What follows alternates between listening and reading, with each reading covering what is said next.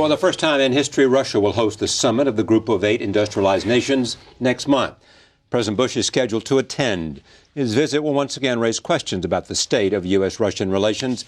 In recent months, the relationship has been strained by Washington's insistence that Russia was backsliding on democracy and using oil and gas supplies against its neighbors. On the other hand, Russia has demanded that it be treated with equality and respect from the United States. Joining me now is Stephen Cohen, professor of Russian Studies and History at New York University. He is also a professor emeritus of politics at Princeton. His article, The New American Cold War, appears on the cover of this week's Nation magazine. I am pleased to have him at this table. Welcome. Thank you. It's good to see you. It really is an important piece, I must tell you. We'll see. Important pieces that make us think about where we are and where we're going. And by that definition, it does it. I read you the first two sentences. Contrary to established opinion, the gravest threat to America's national security are still in Russia. There is terrorism, there is the rise of China, all of that. You say it's still in Russia. They derive from an unprecedented development that most U.S. policymakers have recklessly disregarded, as evidenced by the undeclared Cold War Washington has waged upon both parties against post-communist Russia during the past 15 years. What's the argument you're making here? Well, there's a series of arguments. The first is taking into consideration how important the Iraq War is. One can hope that that war will eventually end or fade away, but the problems represented by Russia, the largest territorial country in the world still, with every nasty weapon of mass destruction that we have, a country located between two civilizations, Western civilization and Islamic civilization, and a country, I argue, is still not stable, is an unprecedented situation. When the two countries were superpowers in the Cold War and they built all these weapons of mass destruction, no one ever imagined that one might collapse. And yet 15 years ago, the Russian state collapsed. An American policy, in my judgment, toward Russia should be Hippocratic. Do no harm. Do nothing to undermine the stability of Russia. Do nothing to drive Russia away from the West. Do nothing to make Russia rely more rather than less on its weapons of mass destruction and its fragile mechanisms of control. And my view is, excuse me, that since 1991, both administrations, Democratic and Republican... That's almost at the beginning of... From the beginning. End of the Cold War, when the wall came down. Well, my argument is the Cold War didn't end. I mean, that's the underbelly of my argument. That since the Clinton administration and through the Bush administration, the United States has pursued, behind some decorative notion of friendship and strategic partnership, essentially an extremely anti-Russian policy, even more anti-Russian than was our policy toward Soviet communist Russia. And like this policy or not, the result is to make our national security worse because it's exacerbating all those dangers I just mentioned to you. That's the gravamen of my argument. I want to see a completely new policy. Your argument is that the United States, if there is a bad relationship today between Russia and the United States is at fault? Primarily, yes. And that's hard for an American to say. It's not an easy argument to make in this country, particularly toward Russia, where we've grown up, all of us, believing that in any dispute with Russia, we were on the side of the angels. We were virtuous. For the last 15 years, we've made a grievous mistake, primarily by treating Russia as a defeated nation, analogous to the way we treated Germany and Japan after World War II, except we gave them a lot of money, and we haven't given Russia any money. Russia believes, and I believe correctly, that it did not lose the Cold War, that it was through a series of negotiations with Reagan and Bush. And you and I witnessed this. We remembered, and you had people who participated in bringing about the end of the Cold War right here. I think you even had Gorbachev at one time. But you know how that came about. It was a process of negotiation. But soon as it was over, we said, we won, you lost. And this triumphalism of American foreign policy set in, particularly toward Russia, and that's been the basis of treating Russia the way we have, which, to conclude, has had two prongs. One, trying to tell Russia what to do at home.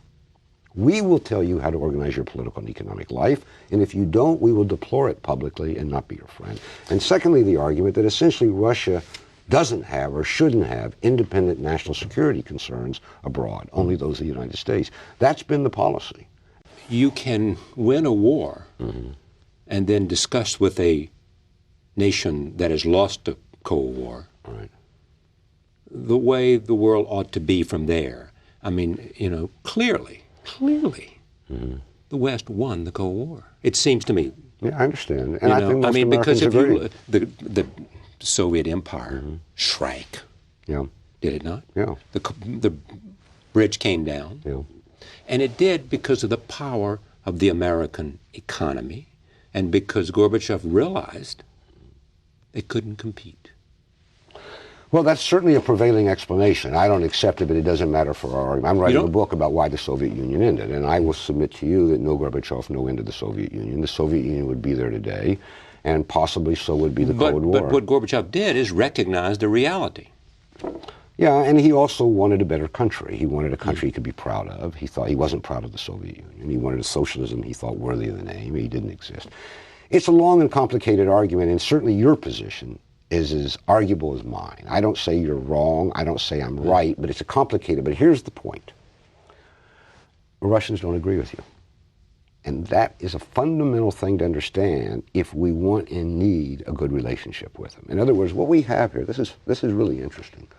We have two completely different and conflicting narratives about what's happened since 1991. One American and one Russian. And to strip this down, it's the conflict of these two storytelling events, the way Russians tell the story and the way we tell the story, that's brought us to this bad relationship today. The example that your viewers will immediately recognize is that Yeltsin, who was the president of Russia throughout the 1990s, has a positive reputation in the United States on balance. In Russia, he's a despised figure. Do we resent Putin, or did George Bush not invite Putin to Crawford and say to him, you know, here's a man I can trust and deal with? He did.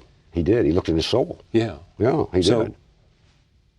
Ask Bush what he saw when he looked in his soul. Putin doesn't feel personally that he betrayed anybody.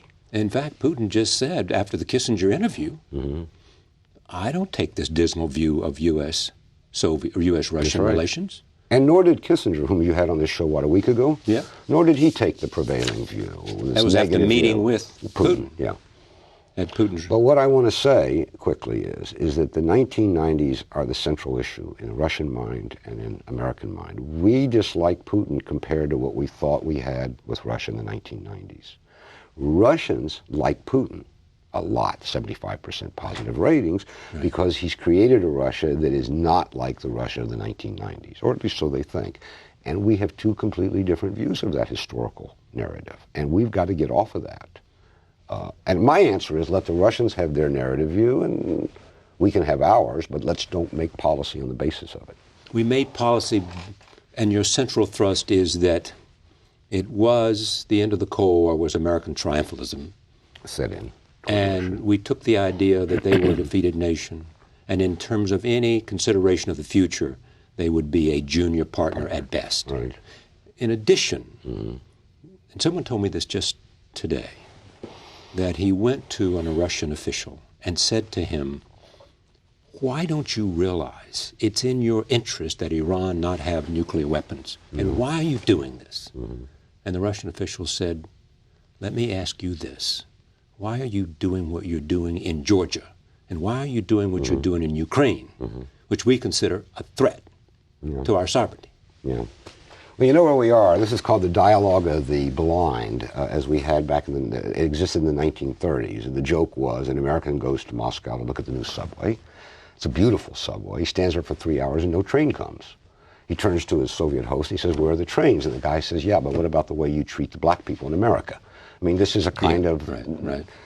The answer to that question about Iran, that's only a partially valid answer that the Russian gave. I presume it's an American he gave it to. The larger answer is that Russia has 25 million Muslims of its own. And how many of them, all within Russia? In the Russian Federation. In Russia. And how many are in Chechnya? Still alive? Yes. I mean, they've killed nearly everybody, 400,000. Oh, that's Putin's policy. Well, it began with Yeltsin, and it just goes on and on. It's a monstrous war. It's a central point of Putin, is it not? I'm tough on Chechnya? It's not wearing as well as it used to, but it was. It brought him to power. But look, to answer your question, they want Iran to have a nuclear weapon even less than we do. They live next door to Iran.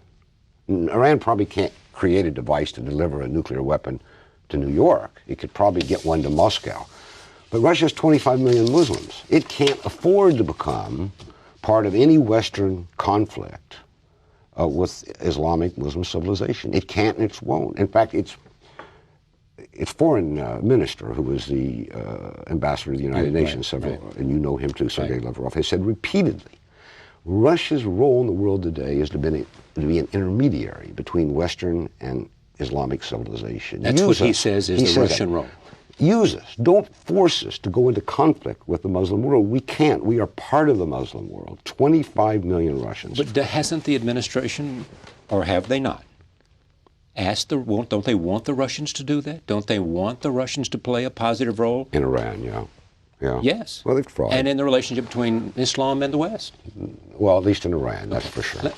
And they've tried. The Russians were the Russian deal is the deal that everybody hopes the Iranians will accept, that the fuel that could be used to make a nuclear weapon will not be processed in Iran, but will go back to Russia.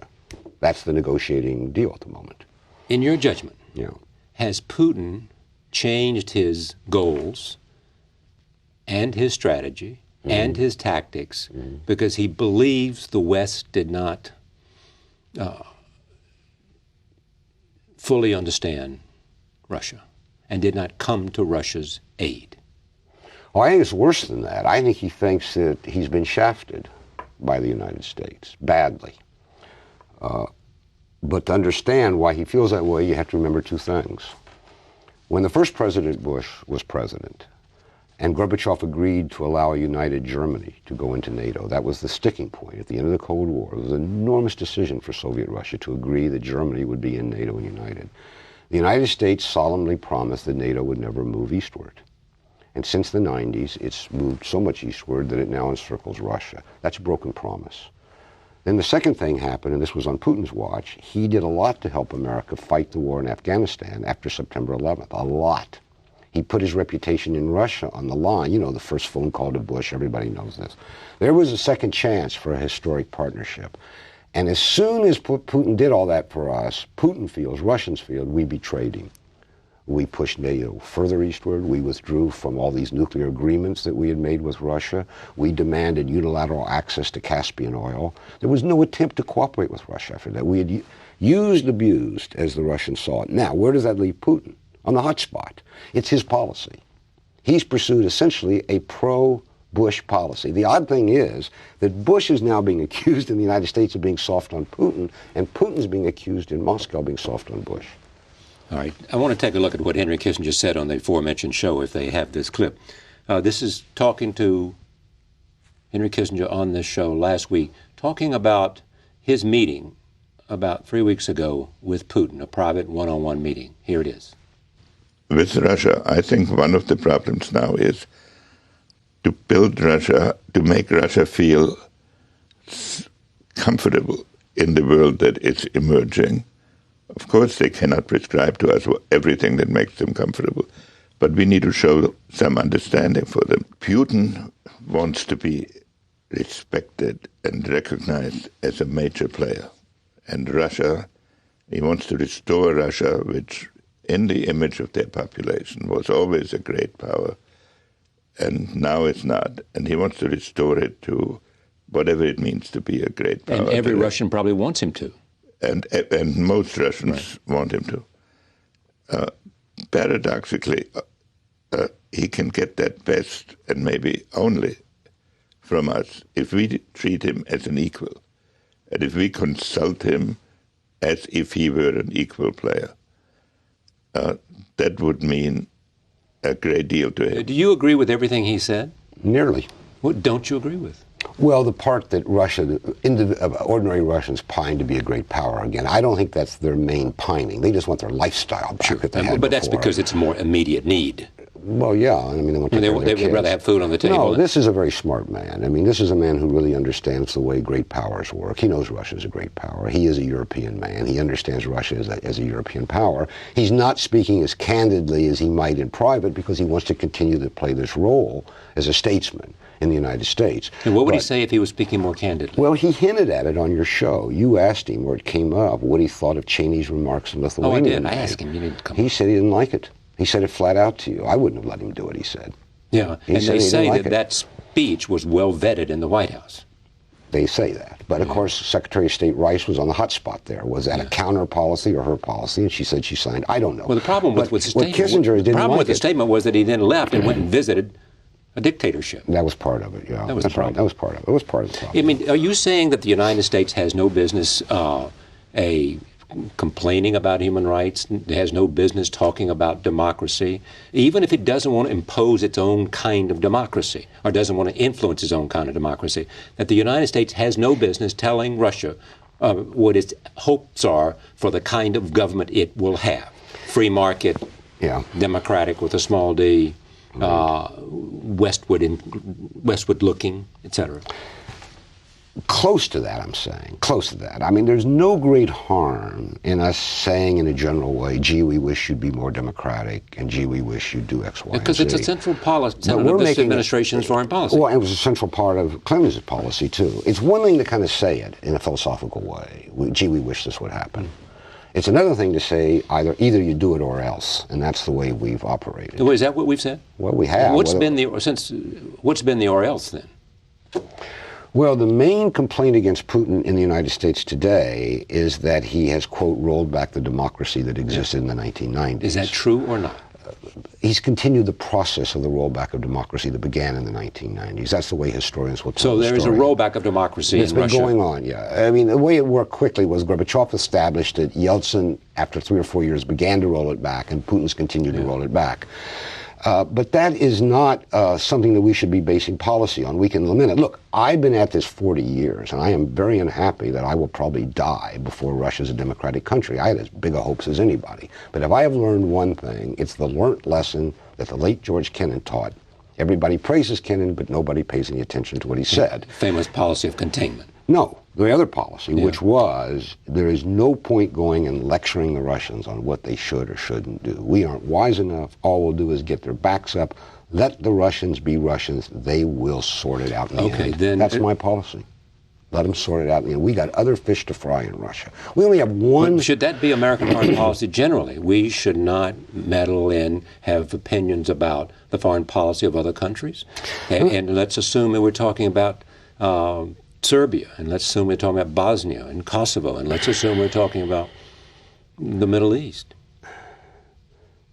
Iran. Well, those stories, the end of those stories are unwritten, right? Well, about democracy in North Korea and Iran. No, I'm saying the foreign policy of those countries and the domestic policy. You're saying we have no right in... But we have to have a priority. What is our number one interest? In Russia, it's only one thing that really is essential. Stability.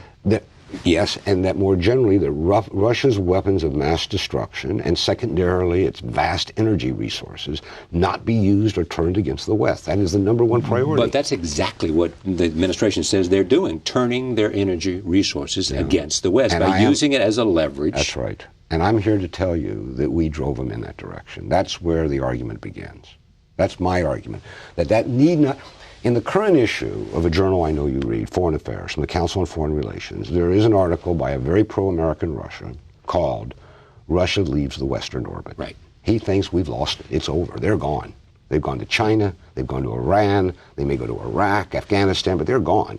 I don't agree. I think they're halfway out the door, but there's a struggle in Moscow over that direction. Should they go all the way and give up on the West, or should they stay? But I do believe we've driven them in that direction. Since 1990. You actually suggest in this article that organizations like the Council on Foreign Relations, which sponsored a study by the CFR, and headed by Kemp and Edwards, was part of the problem, not the solution. Oh boy, is it, It's really an unbalanced, biased, unwise document. It's called, think what it's called, this is fantastic, Russia's Wrong Direction. Do we have the right or the wisdom to say of a country bigger and older than us, you're going in the wrong direction? How would we feel if Russia turned to us and said, under Bush, you're going in the wrong direction? So what ought to be done now? Here, before you answer that, is what Nick Burns, the Undersecretary of State for Political Affairs, said to me in March of this year. We need to be realistic about Russia. On the one hand, if you want to have a world that's peaceful, in terms of maintenance of nuclear stability, you've got to have a relationship with Russia. If you want to be effective counterterrorism on a global basis, well, Russia's on our side on that issue. There'll be times when we can work very well with President Putin and his government. There'll be other times, and I think you've seen a number of them over the last year or two, where we're going to have to say we disagree, and we're not able to work with them.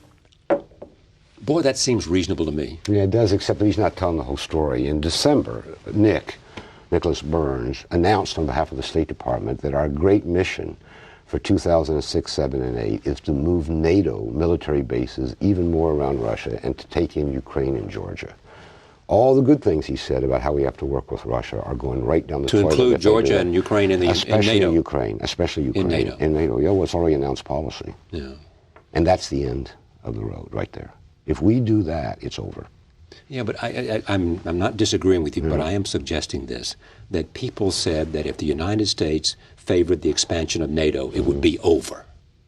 Maybe some people said it, I don't know. But Russia was weak, and it was under Yeltsin, and Yeltsin made concessions, and as Russians like to say... Well, Putin had an opportunity there, too. I mean, we can't just go back and say everything has to do with Yeltsin, not with Putin.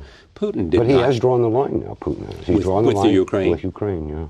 Right. Yeah. So you know what happened in Ukraine 2 weeks ago when American troops showed up in Crimea, which is a Russian province of Ukraine, and local Russian protesters in Crimea, drove the American warship and 200 Marines out. That's a foreboding of what's going to happen if we put troops in Ukraine. What should the United States do? Back off. Back off.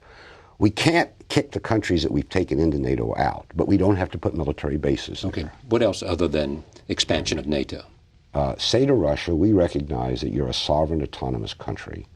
Run your own internal affairs within reason as you see fit. We would like for you to become democrats, but be as civil as you can. It's your business. It's your destiny. Abroad, you have legitimate national interest, particularly in what the Russians call their near abroad, the former Soviet republics. We will not intervene in those areas as long as you behave decently toward those people. That's our policy. Then the ball's in the Russian corner. Behave decently. What does decently mean? Don't occupy them. Don't bully them. But when Russia says to Ukraine, gas will now cost you not whatever they were charging them, $50 a unit, but $95, while the Russians are selling to the Europeans for $250, and we say you're bullying Ukraine, come on. Russia's subsidizing Ukraine at the moment, $3.5 billion a year on cheap gas, and we're saying do that while we take Ukraine to our side. I mean, this is not serious. Putin's made this point a dozen times. What are you asking us to do? Yeah. I should say to the audience that you not only are a Russian scholar, you spend a couple of months every year there in Moscow, and you talk to lots of people, not just government leaders and scholars, but also you get around and try to understand what's going on in this country. I assume it's your second favorite country after the United States. Second, yes. That's second. Fair enough. Because I haven't been many other places, so yeah, I don't know. But this has been your life's work. 40 years, yeah. 40 years. And at the end of the day, when you say this relationship is bad and it's mostly America's fault. Since 1991. It's not about the Cold War, the past Cold War, but since 1991, it's not mostly, it is primarily the unwise policies of the United States under two administrations. I feel there's a last hurrah for me, the next presidential election. And the worst part of the story is I don't see a single presidential candidate interested in this issue. They're either accusing Bush of being soft, or they're not interested, or they're silent. But of course, they like to be silent about everything. They don't want to talk about anything if they possibly can. But this is the most serious foreign policy issue, if not today, for my kids and grandkids. And it is getting worse by the day, and I don't see the way out unless we can find a leader who understands that this is got to be changed. This is The Nation magazine, The New American Cold War by Stephen F. Cohen, whose daughter, by the way, is one of the fine young basketball players in this city. But she's not going to Duke. She's not going to Duke. Nika Cohen. Thank you. We'll be back. Thank you. Stay with us.